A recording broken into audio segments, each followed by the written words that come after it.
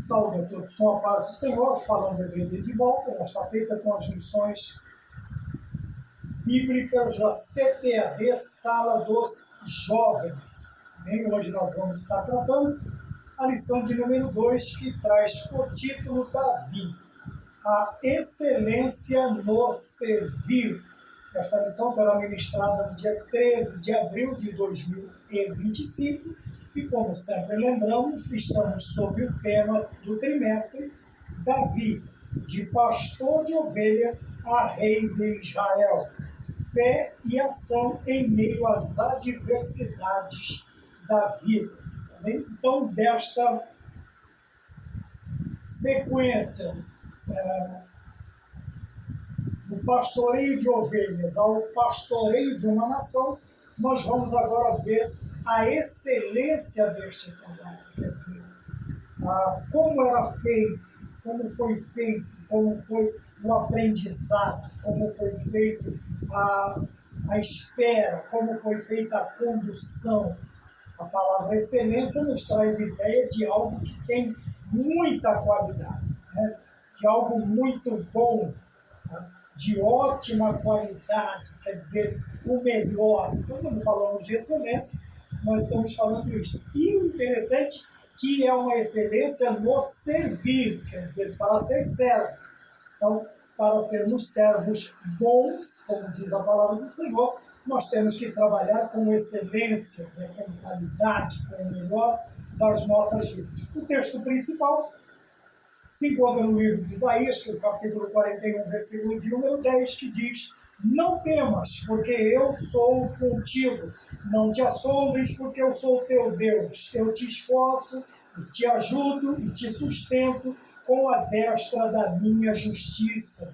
Bem, como eu disse, livro do profeta Isaías, capítulo 41, versículo de número 10. O resumo da lição nos traz a ideia de que, mesmo possuindo muitas qualidades, veja, a presença divina na vida do crente é indispensável. Bom, vamos para os objetivos da lição, que são 3, nós sempre lemos. Primeiro, conhecer as habilidades de Davi para realizar um serviço excelente. Nós vamos falar sobre as aptidões, né? Sobre as habilidades, as qualidades de Davi, para que ele realizasse esse serviço excelente, ou com excelência. Tá bem? Nós vamos refletir também a respeito da excelência agora de Deus, tá bem? Em nós, mediante a sua presença. É indispensável, como nós vimos na aplicação, na verdade prática, que é chamada de resumo da lição, a presença de Deus na nossa vida. E o terceiro, agora estas são 4 objetivos, né? O terceiro objetivo, compreender a excelência de Deus em nós para cumprir as difíceis missões. Então, primeiro, mediante a sua presença. Agora, a sua presença nos capacitando para cumprir as difíceis missões que às vezes aparecem ou muitas vezes aparecerão diante de nós. E o quarto objetivo, identificar a difícil missão do jovem cristão. Então vamos lá. Como nós sempre fazemos, vamos aproveitar o prato todo, né? Menos o prato. Apesar da comida, o alimento, nós aproveitamos tudo. Nós não desperdiçamos nada. Então vamos lá. Nós começamos no texto, no tema da lição, né? No tema da lição, algo relevante, muito importante para as nossas vidas, que é o servir com excelência. Quando nós nos deparamos com esse servir com excelência, já nos dá a ideia de que nós não podemos servir de qualquer maneira, de que o nosso sucesso, se podemos chamar de sucesso, porque nós não buscamos o sucesso, mas agradar a Deus, mas o nosso êxito em servir a Deus, ela vai estar ligada ao tipo de trabalho, o tipo de serviço, tá? Como nós servimos a Deus. Quando nós nos deparamos com palavras muitas vezes até pesadas, relaxadamente, tá? De qualquer maneira, fazendo a grosso modo, nós vemos que os tais que fizeram isto desde o princípio eles não obtiveram sucesso. Quer dizer, suas missões, aquilo que eles deveriam fazer, naufragaram, afundaram, eles não tiveram sucesso. Porém, aqueles que mesmo possuindo pouca coisa, ou poucas, vamos dizer assim, ainda que suas qualidades não enchessem aí uma página de um caderno, ao lado da página do caderno, mas dentro das suas possibilidades, eles fizeram o melhor para Deus, eles obtiveram sucesso, foram até louvados por Deus. Porque quando nós olhamos para o provérbio, ele diz que a mulher que teme ao Senhor, esta será louvada. Tá? A ideia aqui, logicamente, ela é louvada pelos vizinhos, por todos aqueles que os conhecem, pelos amigos do seu marido. Ela é louvada por quê? Porque é uma mulher sábia, é uma mulher que serve também a Deus com excelência. Então, quando nós nos deparamos com essas ideias, nos leva a pensar assim, que tipo de serviço nós estamos prestando? Como nós estamos? Qual é a nossa dedicação? Tá? Qual o grau de dedicação, de comprometimento? Tá? E dentro deste comprometimento, qual é a excelência que eu tenho colocado, que eu tenho depositado no meu trabalho? Eu tenho que me acostumar com essa distância. Qual é a excelência? Qual é a qualidade? Tá bem? Porque existe boa qualidade e má qualidade. Existe todo tipo de manufaturados que seja produzidos. Você tem os de boa qualidade, de excelente qualidade, e você tem os de baixa qualidade, os de péssima qualidade, que são até como se diz, as cópias baratas, né? Como eu disse numa lição passada aí. Nós chamamos, não vou usar esse termo, vamos chamar as cópias baratas, né? Fajutas. Então, nós temos que pensar nisso, como o nosso serviço. E, obviamente, que a ferramenta do nosso serviço para Deus é o nosso corpo. Apresentei os nossos corpos em sacrifício, vivo, santo, agradável a Deus. Então, eu tenho que entender que é o meu corpo, é o meu coração, é o meu íntimo, é o meu ser. Tá? É a minha essência, é a minha natureza. Qual é a qualidade? Eu tenho prezado pela excelência, ou eu estou aí empurrando com a barriga? Então eu preciso me preocupar. Veja, por que eu preciso me preocupar? Porque quando eu olho do outro lado da bancada, vamos dizer que estamos trabalhando, então eu estou do lado de cada bancada, do outro lado da bancada tem alguém. Tem alguém dizendo para mim assim, para eu não temer, porque Ele está comigo, para eu não me assombrar, porque Ele é o meu Deus, porque Ele me esforça, porque Ele me ajuda, porque Ele me sustenta com a sua destra fiel. Tá? Quando fala do lado direito, então, vamos colocar o lado direito para a impressão, nós estamos falando de algo bom, assim como o vento do norte, né? A Bíblia fala de ventos do norte, fala de vento quente, de vento ruim, de tempo ruim. Tudo tem a sua razão na pronúncia bíblica. Então, o lado direito ele tem a ver ali com excelência, com cuidado, com fidelidade, minha destra fiel. Do outro lado da bancada de trabalho está este Deus.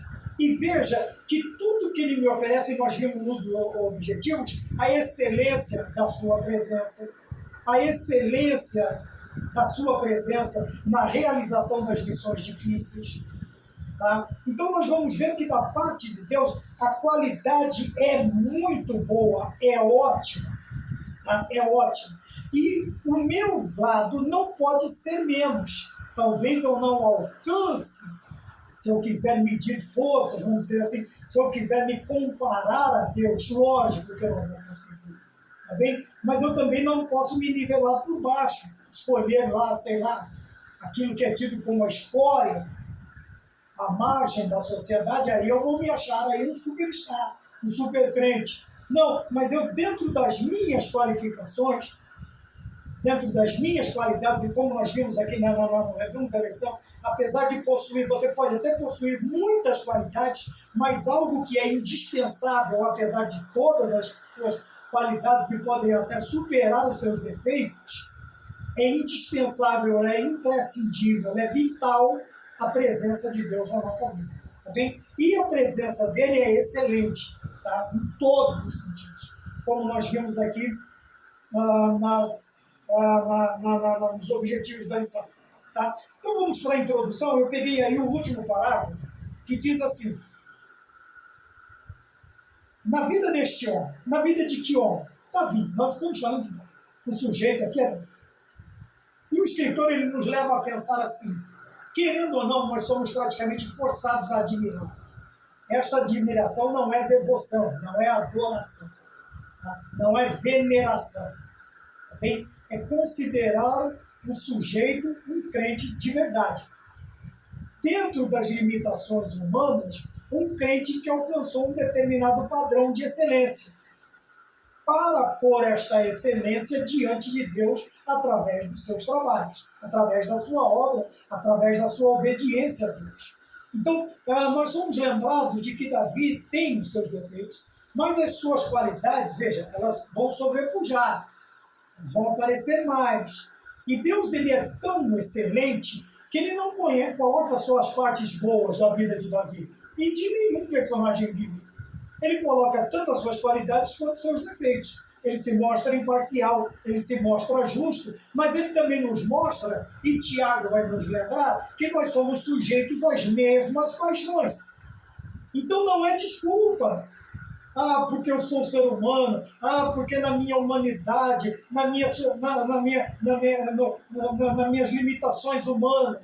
Veja, todos os homens são iguais. Tiago diz, nós somos homens sujeitos às mesmas paixões. Ele estava nos comparando a Elias. Então a limitação humana não é desculpa para o pecado, não é desculpa para o desleixo, para o descuido, para o agir de qualquer maneira.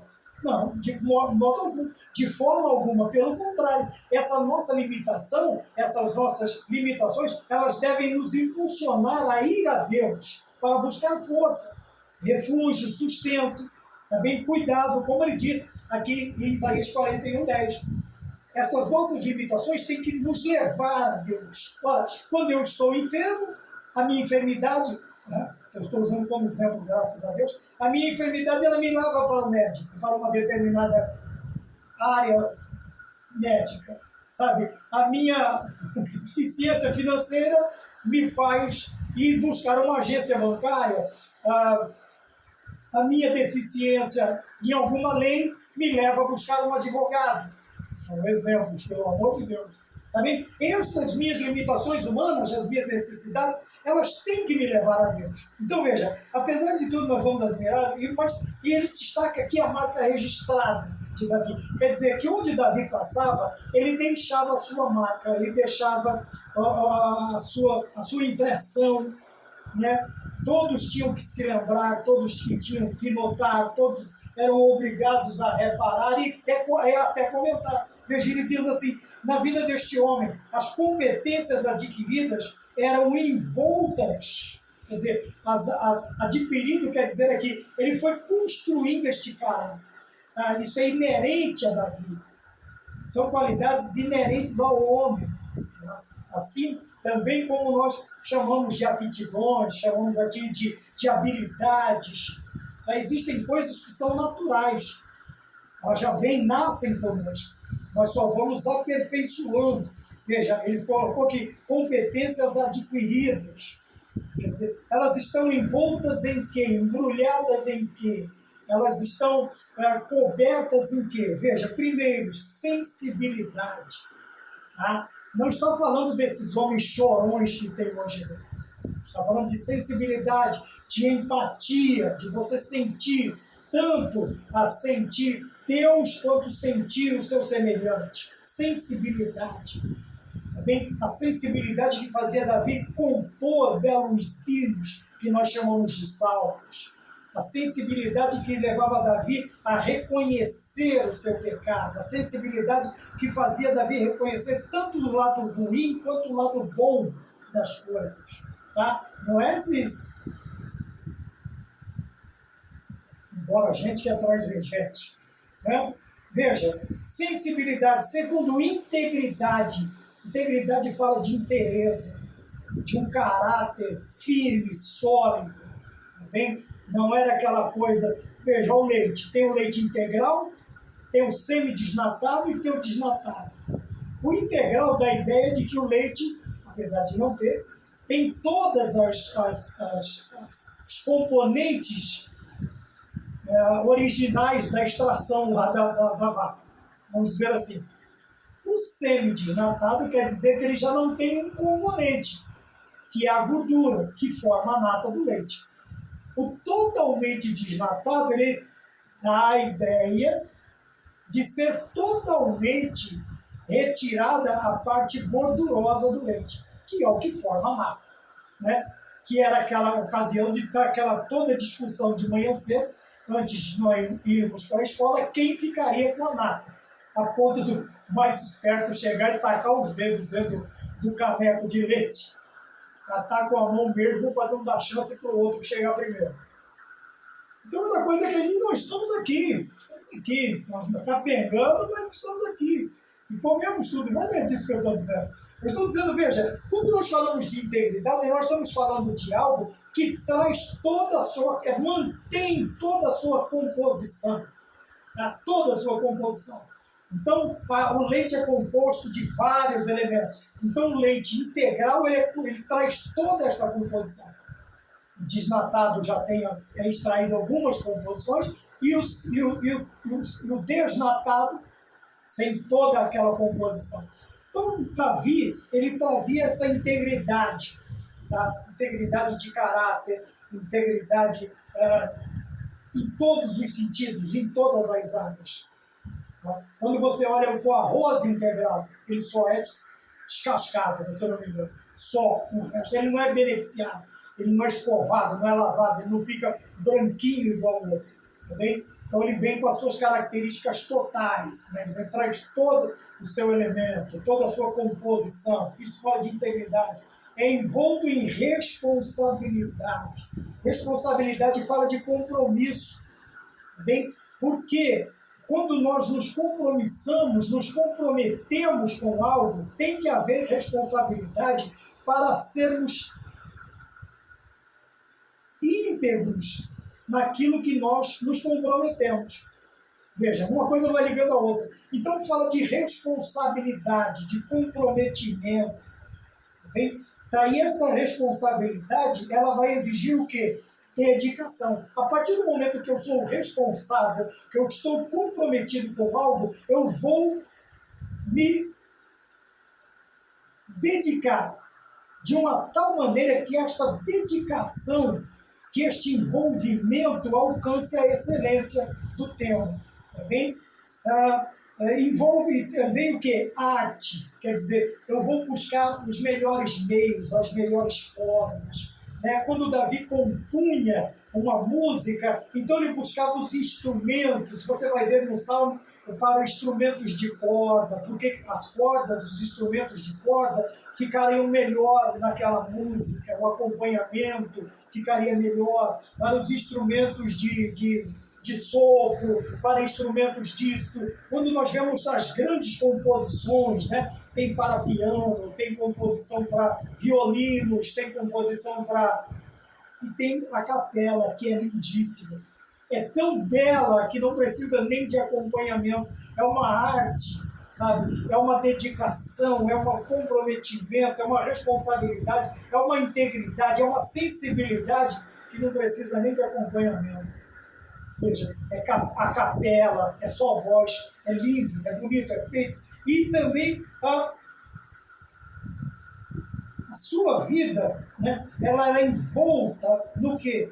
Em uma exemplar dependência de Deus. Veja, nós poderíamos ter todas as outras qualidades, mas se não houver a dependência de Deus, porque é da dependência de Deus que vem, nós dependemos e buscamos. Quando buscamos, Ele nos dá. Veja, que os belos hinos e poesias foram escritos em quê? Em tempos de tribulação. E do céu, as lindas melodias. As lindas melodias vêm da onde? Do céu.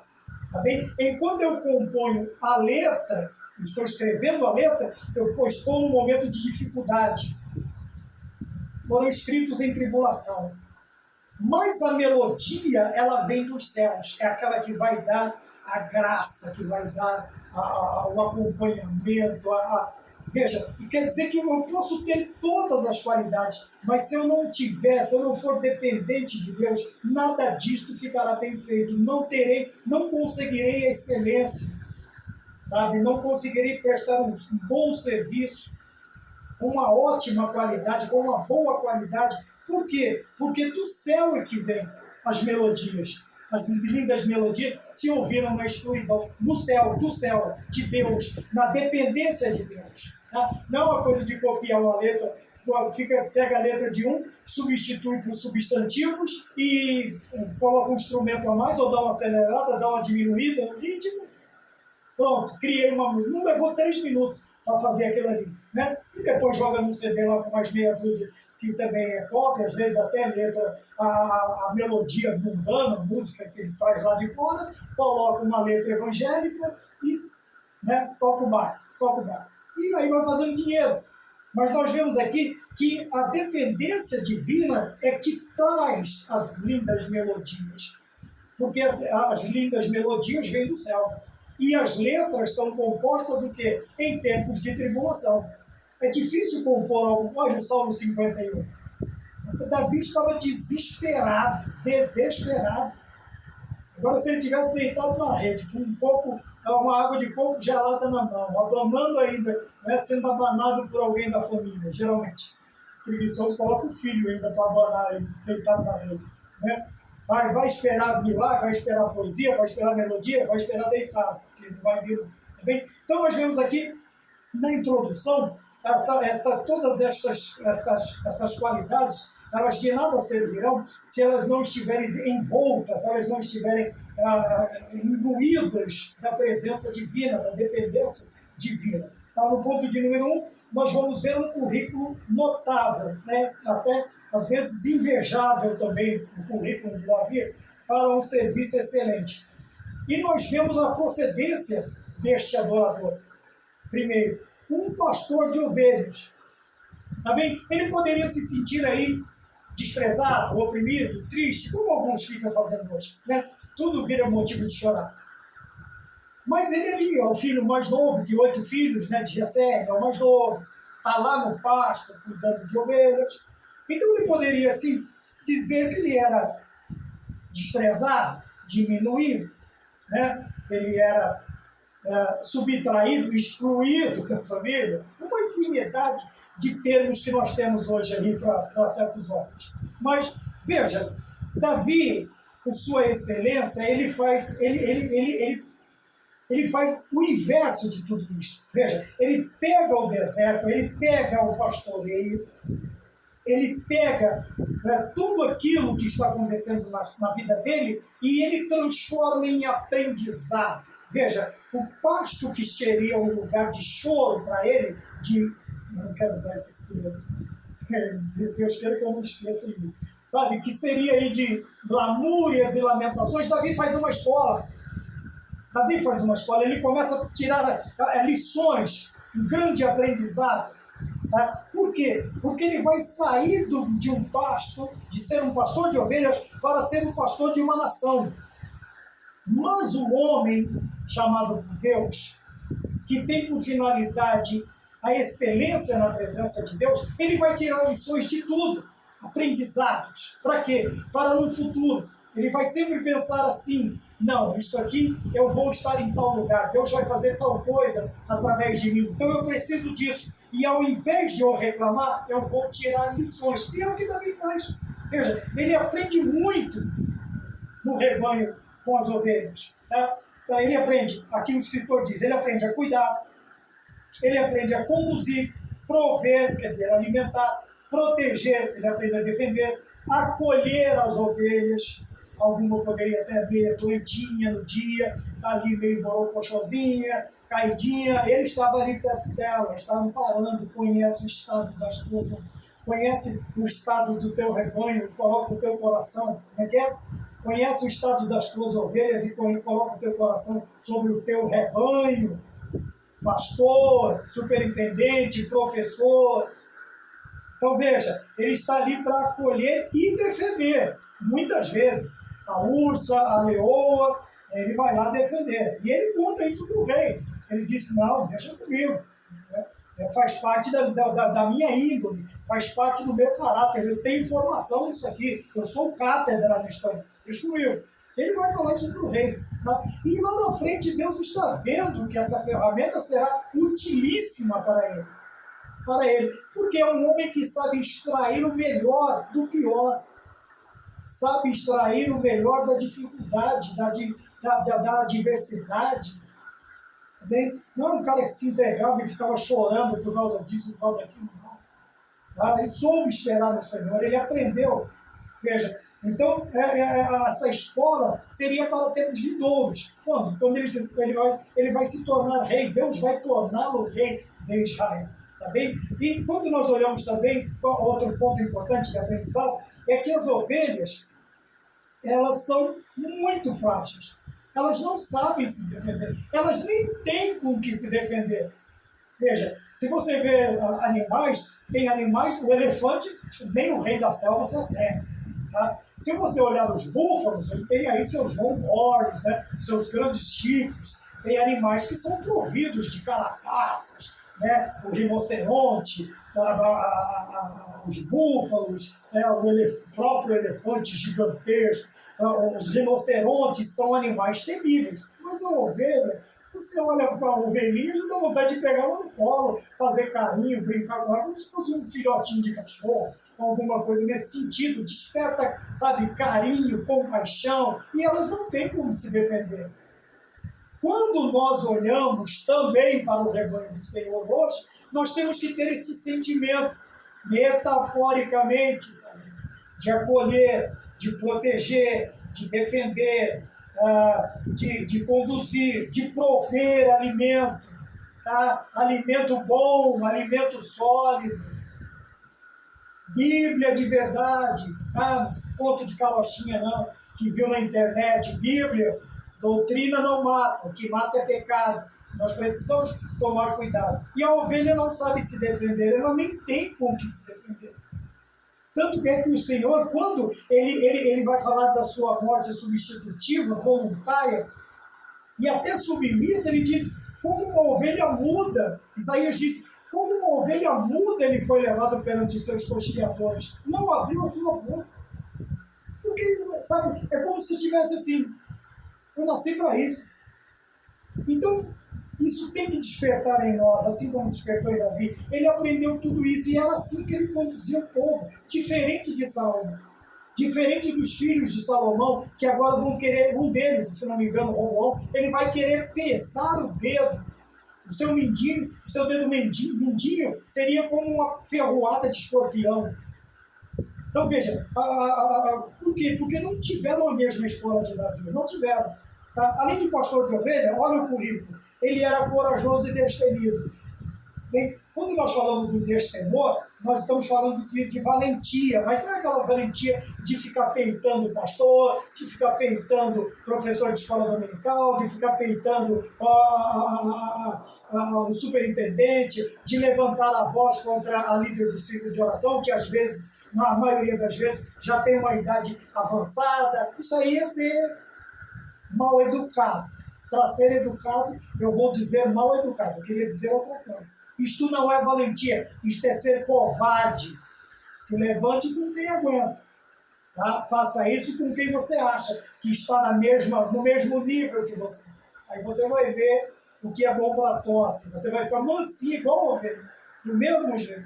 Veja, então, a questão de coragem aqui, destemor, valentia, não é para enfrentar os outros, mas para enfrentar as dificuldades e incentivar os outros. E também obedecer às tarefas que o Senhor nos passa. Aí sim nós mostramos que somos homens, que somos corajosos, que somos valentes. Tá? Não é arregaçando os dentes para os outros, não, aí, e querendo esbravejar e levantar a mão para todo mundo. Só tem que tomar cuidado. Então veja, ele usa essa coragem, essa valentia, né? Ser destemido, primeiro, Olha as adversidades. Primeiro de fora. O escritor diz assim, se ele desse ouvidos aos demais que falavam, ele jamais seria um vencedor. Então aqui dá a ideia de fora. Davi não dava ouvidos para os que de fora falavam. Então ele dava ouvidos para o que de dentro falava? Não. Quando o irmão dele, Eliabe, vem e adverte, quando ele vai, ele está no meio do exército de Israel, e agora ele é chamado a atenção na luta contra Golias, o irmão dele diz, cadê? Largou as ovelhas do nosso pai vão morrer? O que você está fazendo aqui? Veja, dentro de casa, ele também não deu ouvido. Tá? Não é que nós seremos desrespeitosos. Ser corajoso não é ter falta de respeito. Não é ser mal educado. Também Davi ouviu, respondeu, tá? Dentro da educação e fez a parte dele. Do que nós estamos falando? Que nós mostramos esta valentia, esta coragem, quando nós não damos ouvidos para os de fora, que querem nos diminuir, nos menosprezar, desanimar, nós não damos ouvidos aos de dentro. Veja, Eliabe era irmão dele e era um dos mais velhos. Davi também não dá ouvido, ele é corajoso, ele é destemido, ele é valente. Ele não deixa que estas críticas destrutivas afetem o seu espírito corajoso. Veja que a coragem aqui está no espírito, na valentia, tá? De se posicionar diante de Deus, dos exércitos e do grande Golias. Tá? E veja, falamos de fora, falamos de dentro e do líder. Até o próprio rei, veja, o rei Saul não conseguiu desmotivar Davi com suas palavras. Então nós vemos aqui os de fora, os de dentro e até a liderança. Às vezes até a liderança, veja que eu não estou falando mal, estou dizendo assim, às vezes até impensadamente, sabe, não teve a intenção de fazer aquilo, mas usam palavras que para aquela pessoa um tanto quanto mais, como eu já usei a palavra sensível em outro contexto, eu não vou usá-la agora não. Né? Um pouco mais frágil. Veja, quando alguém de fora falasse, quando os da família falasse, ou quando o líder falou, no caso de Saul, ele simplesmente ia sentar e dizer, poxa, mas ninguém acredita em mim, ninguém não sei o quê. Mas Davi não estava preocupado com isso, ele estava ouvindo Deus. Sabe, a sua coragem, a sua valentia, ela vinha da voz de Deus que encorajava. O próprio Deus diz, a minha voz, ela engravida as costas, o poder da minha voz. Veja, Davi estava envolvido com Deus, ao ouvir Deus, ao obedecer Deus, ao satisfazer Deus, a agradar Deus. Davi não estava preocupado com os que de fora estavam falando, os seus irmãos dentro de casa falando, ou o rei, o líder falando. Não, ele estava ouvindo Deus. Tá bem? Ele era diferente dos demais. Tá bom? Ele era diferente dos demais. Por quê? Ele não se amedrontou com as palavras amedrontadas. E também, veja, e nem se assustou com o problema. Tá? Ele não é desmotivado pelos de fora, ele não é desmotivado pelos de dentro, ele não é desmotivado pela liderança e ele nem é assombrado pelo problema. Golias estava lá, gigante, vamos colocar aí, né, cerca de 3 metros de altura. Era um gigante mesmo. Tá? E outra, não era aquele vara-pau, não. O cabra era caprichado, tinha estrutura, o cara tinha tutano, o cara tinha substância. E Davi tinha o quê? O que Davi recebe? Cabeça de cachorro. Né? Não tem, vocês estão zombando de mim, mandando esse cachorro morto? Mas Davi tem um trunfo, tem uma carta na mão. Veja, a sua coragem e destemor estava onde? Você vem a mim com espadas e varapaus, mas eu vou a ti em o nome do Senhor dos Exércitos. Olha de onde vinha esta coragem, esta valentia. Ele sabia que Deus estava do lado dele. Eu vou a você, Golias, no nome do meu Senhor, e ele vai comigo. E toma uma pedrada, né, uma bolotada bem no meio dos olhos. Pronto, acabou. Acabou. É aí que está. Veja, o currículo de Davi, ele é excelente e até invejável por causa disso. 3, ele era um músico, ele não era um mero aventureiro com instrumento, ele era um músico. Então, ele louvava, ele não cantava, ele louvava a Deus. Tá bem? E o seu louvor, veja, eram letras que não mexiam, como nós vemos hoje, só com sentimentalismo. Não ficava arrupiando a pele. Olha, estou tudo arrupiado. Não, aqui, ó, presta atenção. Nos convidam ao louvor, à oração, à adoração, à reflexão e à busca por mais proximidade com o nosso Deus. Além de toda a esfera mental que as letras traz, olha, ela faz o quê? Ela nos convida a louvar, a orar, a adorar, a refletir, a pensar e o principal, a chegar mais perto de Deus. Quer dizer que essas letras, elas eram teocêntricas e não antropocêntricas. O intento de Davi era adorar a Deus, não agradar a homens, tá? Não massagear egos, mas sim exaltar a Deus, louvar por sua majestade, por suas grandes obras, por tudo que ele estava fazendo, havia feito, estava fazendo e faria no futuro. Ele sabia disso. Por isso ele é um músico excelente, porque as suas letras, a letra de suas músicas, nos levam para mais perto de Deus. E não a nos voltarmos para nós mesmos, tá? Como merecedores, como coitadinhos, como Deus tem obrigação de nos fazer as coisas. Pelo contrário, vai nos levar a adorar a Deus na excelência do seu poder. Tá bem? Também nos leva a uma experiência de imersão nos textos bíblicos. Quer dizer, quando nós lemos os salmos, nós entramos dentro da história. Sabe? Ele é escrito de uma maneira, é descrito de uma maneira a situação que você entra, você se sente dentro da história. Sabe? É como se você estivesse do lado de Davi olhando para Golias e olhando para Davi, vai lá Davi, senta a pedra nele, vamos lá. É como se você estivesse ali. Olha, há uma experiência de imersão, você mergulha na história, você é levado, a história é contada, é cantada de uma maneira tão espiritual que coloca você dentro da história, dentro do momento. Tá? Você mergulha dentro da história.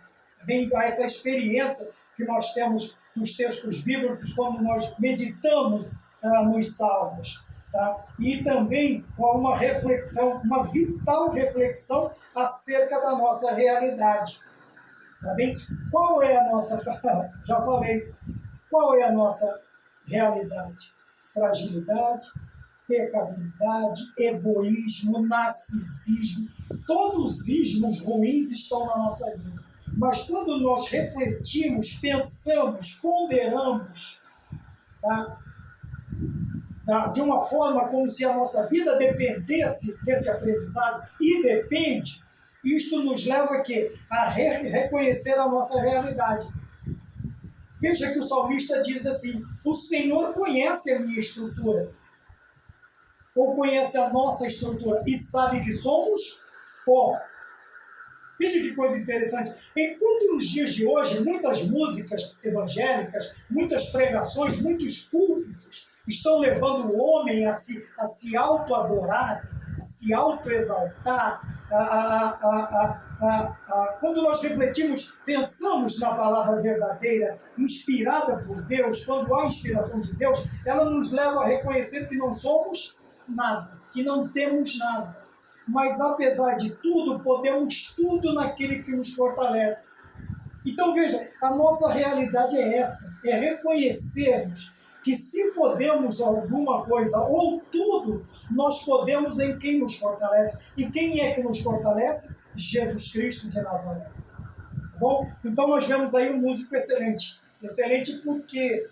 Porque era uma pessoa que tudo que ele fazia com qualidade, com boa qualidade, com excelente qualidade ou com excelência, tudo que os outros, os que ouviam, os que participavam, eram levados a experimentar a mesma aura de glória, de Shekinah de Deus. da presença de Deus, de sentir, não só de ficar se arrepiando, não, mas de sentir o Espírito Santo. Estamos imersos no Espírito Santo, estamos imbuídos no Espírito Santo.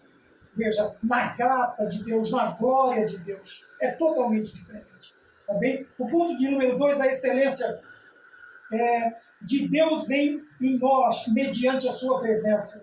Veja, agora vai falar a qualidade, que já não dá, mas a excelência, o quão bom, o quão excelente, o quão ótimo é Deus estar em nós. Por quê? Veja, Davi reconhecia isto nas suas expressões. Se eu não me engano, o Salmo de número ou é 42 ou é 45, minha mente agora está falhando. Ele diz, assim como a corça brama pelos veios d'água, assim a minha alma tem sede de Deus, do Deus vivo. Veja, a bramar, quer dizer, ela está berrando, gritando, ela está com sede excessiva. Talvez seja tempo de seca, talvez ela esteja numa área geográfica em que os rios, as fontes d'água estejam muito distantes e ela está com sede. Então ela está gritando, ela está berrando de sede. Ele diz, assim como elas bramam por água, a minha alma tem sede de Deus. Mas não é qualquer, mas é do Deus vivo. Quer dizer, do Deus de Abraão, o Deus de Isaac, o Deus de Israel, o Deus de Jacó, o Deus e Pai de nosso Senhor Jesus Cristo. Veja, o seu desejo, o seu anseio pela presença de Deus em sua vida, o seu modo de pensar e suas atitudes e o seu respeito pelo Eterno refletiram esta realidade. Que realidade? O anseio, quanto ele ansiava, o quanto ele desejava, a ponto de comparar o desespero de um animal de sede, a sua alma também clamar pela presença de Deus, sabe? É nós desejarmos, ansiarmos, a tal ponto de, como aquele cego Bartimeu, Jesus Cristo, filho de Davi, tem compaixão de mim. Um fala, fica quieto. Veja, não vou ligar para os de fora, não vou ligar para os de dentro, não vou ligar para o responsável pelas lideranças, para o rei Saul, não vou ligar para Golias falando. Veja que o cego ele não se importa. Os discípulos dizem, fica quieto, cala a boca, fala baixo. Aí que ele grita mesmo, porque ele tinha uma necessidade, ele ansiava por aquilo, ele desejava profundamente por aquilo.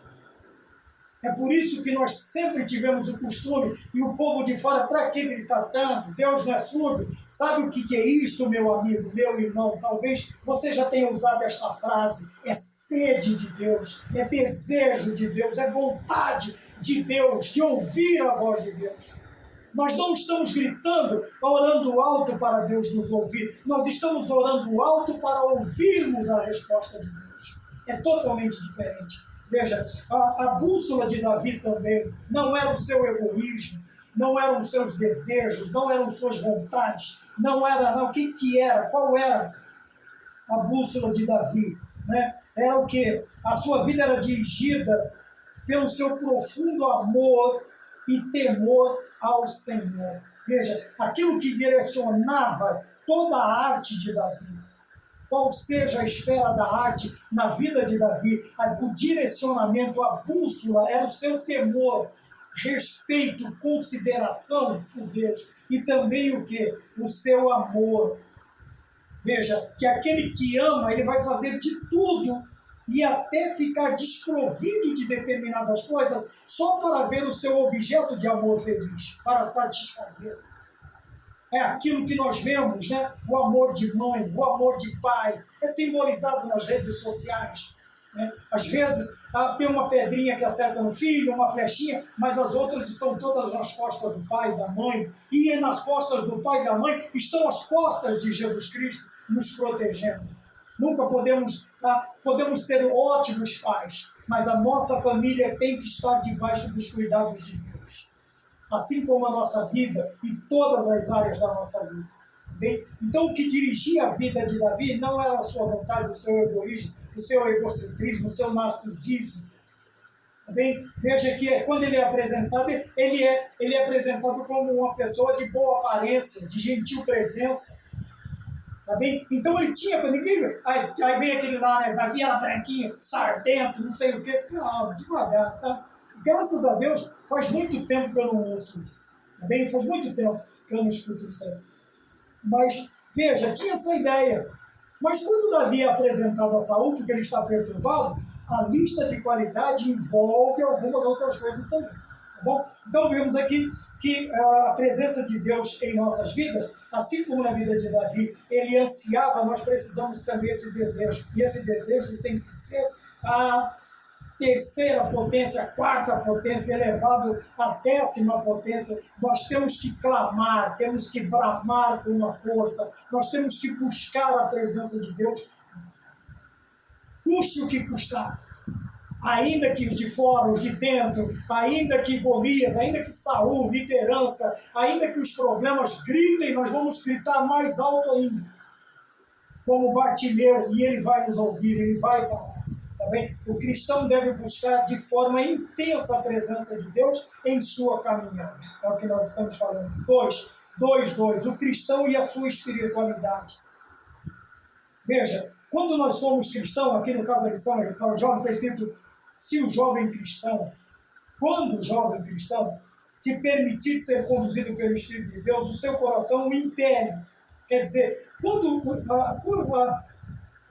nós temos certeza que o Espírito Santo está conduzindo a nossa vida, ou pelo menos temos a certeza de que ele habita em nós, veja, o nosso ser nos impulsiona, nos leva, nos força a quê?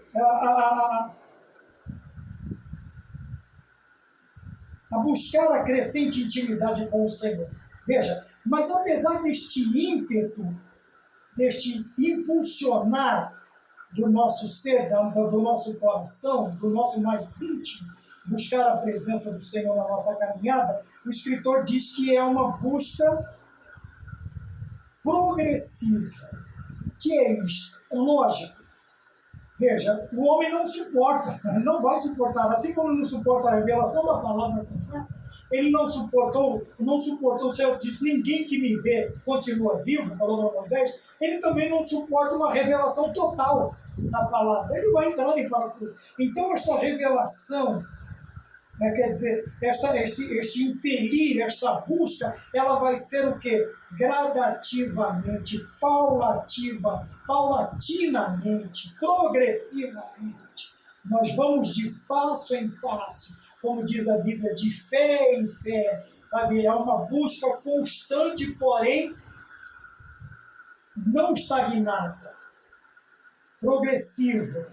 Tá? Ela é paulatina, ela é contínua, ela não para, não se busca aceleradamente, mas também não fica parado, estagnado. Tá bem? Ela é progressiva. Então nós entendemos que essa intimidade nós vamos alcançando no dia a dia, principalmente colocando em prática a palavra do Senhor e vendo e buscando suas promessas para a nossa vida. A cada promessa que se cumpre, a cada barreira vencida, a cada enfermidade curada, a cada passo da nossa caminhada que nós vemos a intervenção miraculosa de Deus, isto vai fazendo o quê? Vai nos permitindo ter uma intimidade cada vez maior com Deus. Porque a fé, ela vem pelo ouvir. Tá bem? E Tiago também diz que a fé, ela é concretizada pelas obras. Tá? Não é você não conquista a salvação pelas obras. Mas a sua fé, ela vai, essa intimidade, ela vai, como ele diz aqui, progressivamente sendo conquistada esta intimidade, através do quê? De você colocar em prática a palavra do Senhor e prestar atenção nos atos miraculosos de Deus na sua vida. Bom, então nós vemos aqui o cristão e a sua espiritualidade, tá? Então nós vemos isto na vida de Davi. Porém, o inverso também, o contrário, ele é perigoso. Está escrito assim, no entanto, atualmente muitas pessoas são levadas para uma superficialidade, onde os valores se dissipam, os princípios principalmente os princípios bíblicos, os mandamentos, as ordenanças, os princípios de Deus, tá bem? Eles são ignorados, o que é correto é negligenciado, sabe? Não tem hora que a gente está falando verdade e tem a sensação de que está mentindo. A mentira está tão grossamente espalhada, sabe? Ela está tão grudada no cotidiano do ser humano, que quando falamos a verdade, daí a nós dá a impressão de que estamos mentindo. Porque tudo isso, veja que um dos maiores propagadores da desgraça humana, de 1939 a 1945, ele tinha um homem que dizia assim, ao seu ministro da comunicação, que uma mentira dita 100 vezes, ela passa a ser acreditada como verdade. Esta ideia está sendo propagada, esteve há um tempo atrás e agora está voltando a ti. Tá? Tem alguns ministros de comunicação de determinados governos que eles estão transmitindo esta ideia também, que uma mentira dita 100 vezes, ela passa a ser acreditada, ela passa a ser tida como verdade. Mas veja bem, ela pode ser dita 100, 200, 300, 1000, 2000, 15, 200 mil vezes que ela continua sendo mentira. Por quê? Porque ela parte do pai da mentira, que é o diabo. Tá? E ele é o pai da mentira porque ele mente desde o princípio. Bem? Então não existe essa ideia de que uma mentira dita 100 vezes, ela passa a ser acreditada. Se não me engano, era Goebbels, o ministro da comunicação naquele tempo. Era ele quem dizia isso. Talvez. É irrelevante. Tá? Mas essa ideia permeia em alguns meios na nossa contemporaneidade, agora nos nossos dias, tá bem? No presente século, vamos dizer assim, no presente tempo, nesses tempos agora. As pessoas, existem alguns ainda propagando isso em meios de comunicação, que uma mentira é dita, e eles fazem uso da mentira. E alguns desses incautos, despreparados, acabam, infelizmente, caindo em algumas mentiras. Não estou citando A nem B, estou falando da ideia.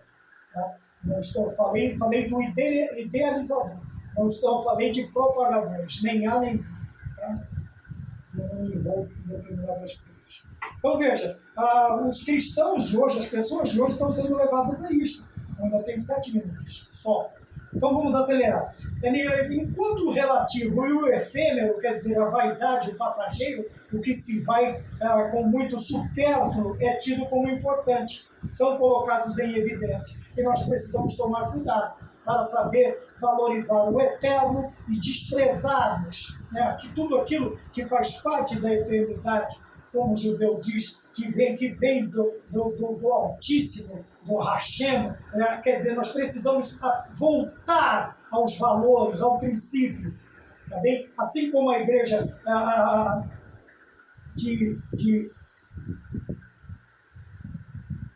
no Apocalipse, ela é chamada a voltar ao primeiro amor. Nós precisamos voltar aos princípios, tá? Não ao começo, mas aos princípios, aos padrões bíblicos, aos padrões eternos, e deixarmos a superfluidade, deixarmos os efêmeros, os passageiros, os vãos, as coisas vãs, as coisas passageiras de lado, e aprendermos a valorizar o que vem de Deus para nós. Tá bem? Então, quando o coração do cristão genuíno ele é dirigido pelo Espírito Santo,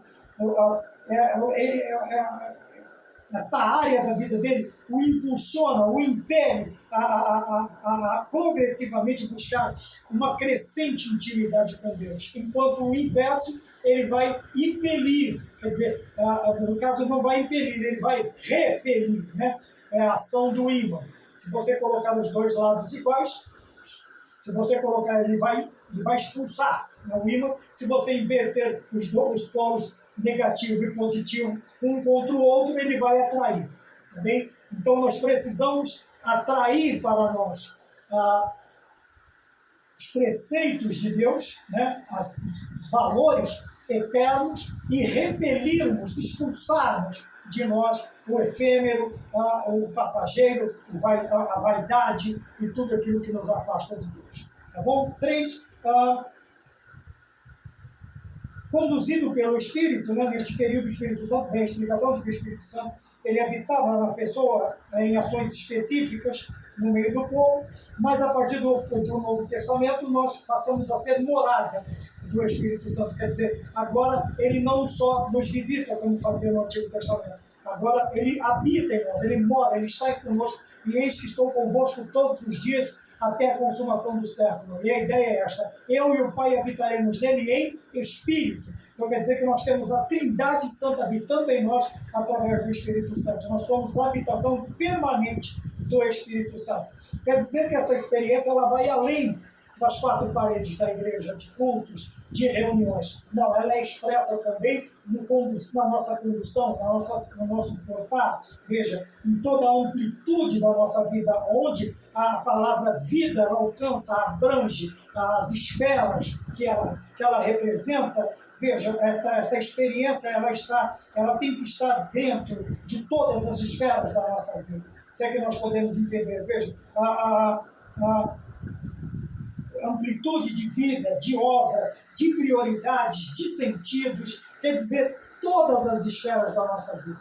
Tá bem? Então, essa experiência do Espírito Santo na nossa vida, essa experiência pentecostal, aleluia, ela tem que ser em todas as áreas, não somente dentro da igreja. Tá bem? Em todos os momentos, em todos os sentidos, em todas as áreas, em todas as esferas. Então, essa experiência vai além do que uma mera experiência dentro de 4 paredes. Tá? Não adianta ser crente só dentro da igreja.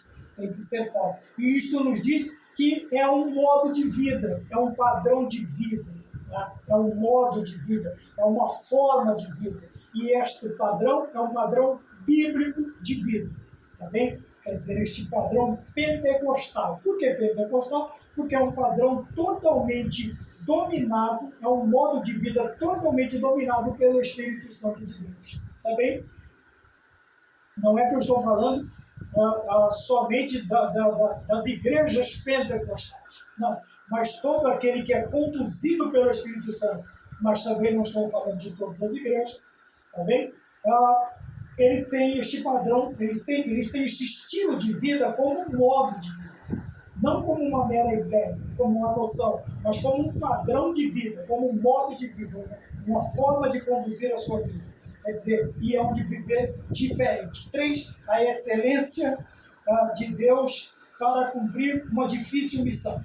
Tá? Então nós vemos aqui, qual era a difícil missão de Davi? Primeiro, agora ele tem diante dele um rei totalmente perturbado, que é Saul. Apesar de Saul ter sido chamado por Deus, ungido por Deus, Saul profetizou, Saul ele teve um começo até promissor. Mas, como a sua natureza não foi transformada, o que acontece? Saul começa a se desviar, transgredir preceitos, ordens, tanto de Deus quanto da lei judaica. E isso foi afetando o povo. Porque quando o líder ele está totalmente fora, ele perde o sentido, ele perde o juízo, numa certa forma de falar, o povo vai sofrer. Por quê? Porque suas leis, suas observações, suas deduções serão... Veja, tem aqueles que ele tem aquela paranoia de ser perseguido. Então ele vai perseguir todo mundo. Ele vai vir em todo mundo perseguidor. Tá? É aí que surgem os regimes autoritários. Tá bem? Eu estou colocando ideias, tá? De novo, não estou falando de A e de B, estou falando de uma ideia, tá? De uma forma, de coisas que já vêm acontecendo desde o princípio. Em contrapartida, quando há aquela reunião de espírito entre o líder e o povo, o que acontece? Há um trabalhar conjunto, há uma unanimidade.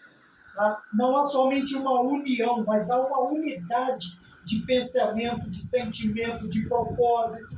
Tá bem? Tudo isso que nós vemos aqui. Mas é difícil agora porque Saul está totalmente desviado e o Senhor o deixou. Tá? O Senhor o abandonou. E agora ele é habitado por um espírito perturbador. E essa tarefa difícil agora cai nas mãos de Davi. Por quê? Davi, dentro de uma das suas qualidades, que é ser músico e ser um compositor com melodias celestiais e letras também celestiais, o que acontece? Agora ele vai passar a cuidar, né? Ele é convidado a cuidar do rei, tocar e cantar para o rei. E o seu cantar, e o seu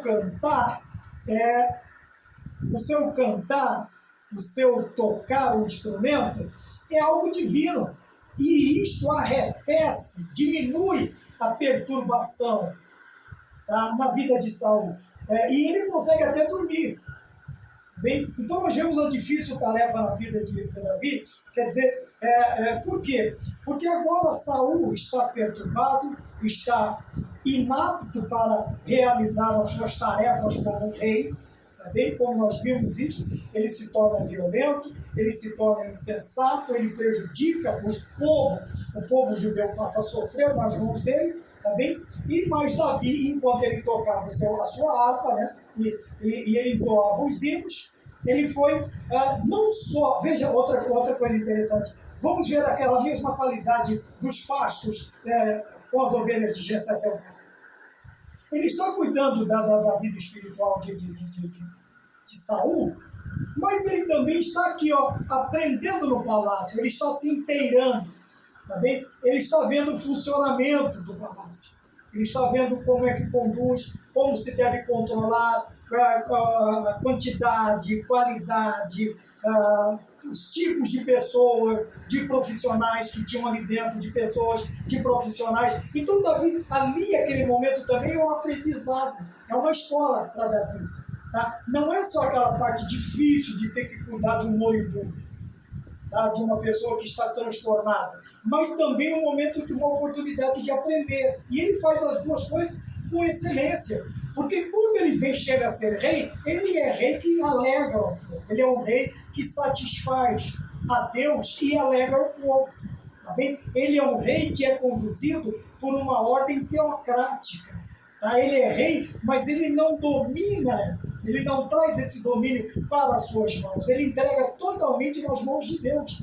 Eu sou o rei, mas o soberano é o Senhor, meu Deus. Então me ajuda, me ensina, me conduz, me faz lembrar de tudo que eu vi quando eu estava cuidando de Saul. Tá vendo? Então nós precisamos ter essa tenacidade, essa perspicácia, tá? essa esperteza, tá? Não na questão de ser malandro, mas de observar, de aprender em todas as coisas. Ele aprendeu no pasto com as ovelhas de seu pai e agora ele está aprendendo dentro do palácio, cuidando do rei. E ele vai ser um bom rei porque ele aprendeu lá na simplicidade e agora aprende também no meio da polva, que é dentro do palácio. Tá bem? Vamos mais adiante, que eu já passei 3 minutos do que eu havia proposto no meu coração. Tá bem? Então veja, como bom aluno, foi sendo preparado para as grandes responsabilidades que viria a ter um dia. Qual dia? O dia em que ele assumiria o reinado de Israel completamente. Que, se eu não me engano, é 14 anos depois da unção na casa de Jessé. Ele vai, Samuel vai ungir, e ele vai passando por fases, por etapas, até assume uma parte, depois ele assume Israel completamente como rei de Israel. Eu acredito que é essa história. Para as grandes relações, um rei em apuros. Então nós tivemos aqui primeiro um rei atormentado, agora um rei em apuros. Por quê? Apesar de tudo isso que nós já falamos, a imagem do líder exerce uma forte influência para com a vida dos liderados. Se o rei é ímpio, os súditos sofrem.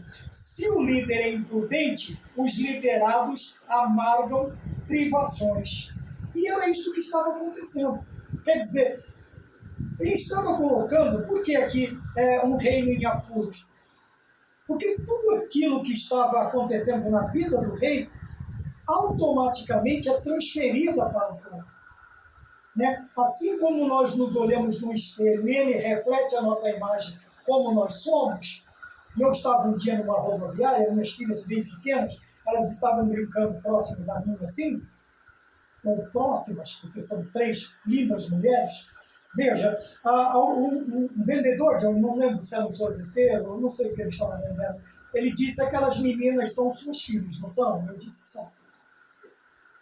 Aí a curiosidade mata o gato, né? Eu perguntei por quê.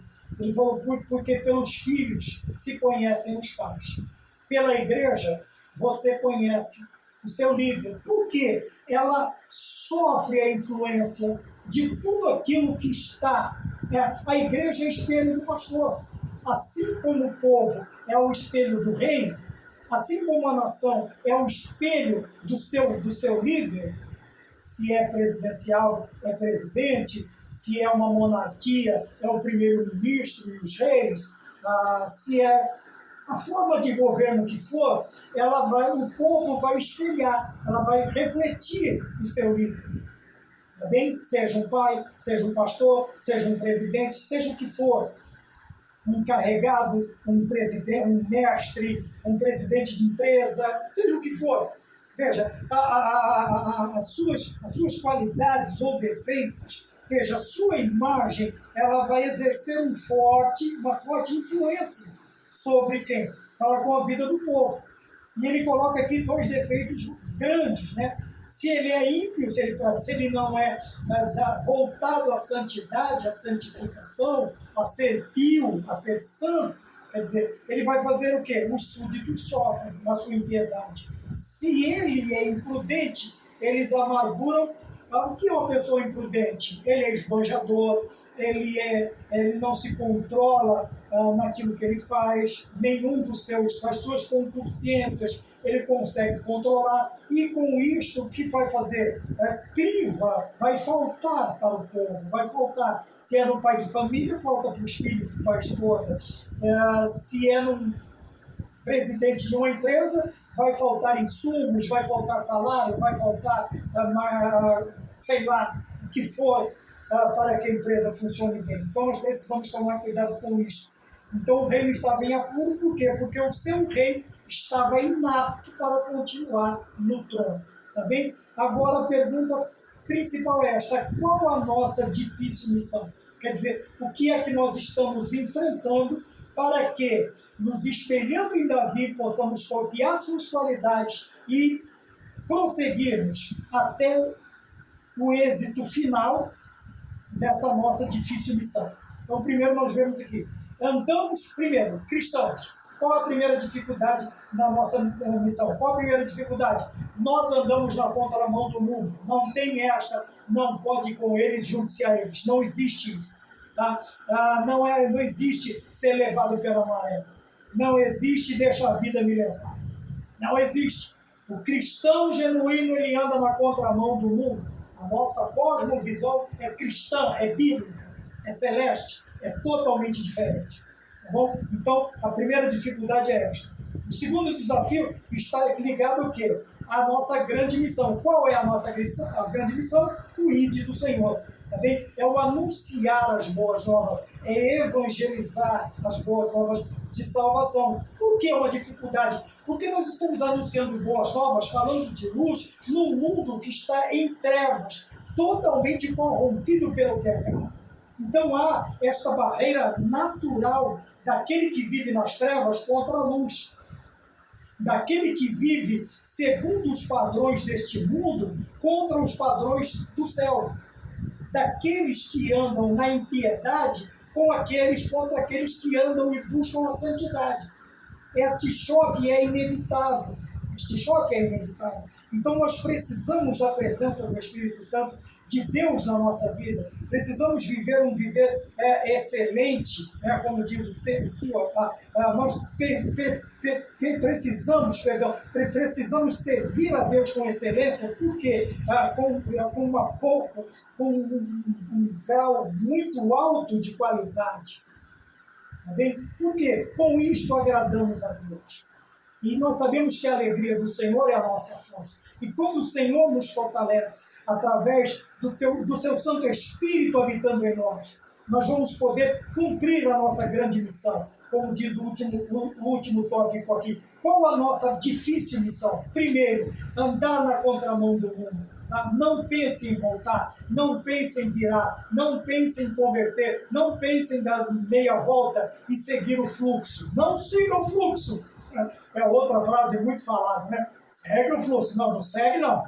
Vá na contramão, no contrafluxo, nade contra a maré. Tá bem? Nós cristãos temos que fazer isso. E o segundo está ligado a anunciar. E ele vai se levantar, o inimigo vai se levantar, ele vai suscitar os seus exércitos, ele vai incitar os homens, mas nós precisamos e nós podemos todas as coisas naquele que nos fortalece, porque o Espírito Santo de Deus habita em nós. E esta grande dificuldade, apesar de ser grande, Golias era grande, Golias gritou, Golias berrou, esbravejou, bramou, brandiu a sua lança, mas uma pedrinha, né, retirada do Jordão, no estilingue de Davi, derrubou ele, derrubou Golias. E nós sabemos que a oração de um justo pode muito em seus efeitos. Por isso, tudo que vamos fazer, antes de tudo que vamos fazer, antes de tudo que vamos para realizar, seja para Deus, seja para o nosso bem, para a nossa sobrevivência, nós precisamos começar com oração. Mas não é qualquer oração, é a oração na dependência do Espírito Santo. Amém? Que Deus nos abençoe e até a próxima aula, se Deus assim nos permitir. Passei alguns minutos, me desculpe, mas fiquemos todos com a paz do Senhor. Amém.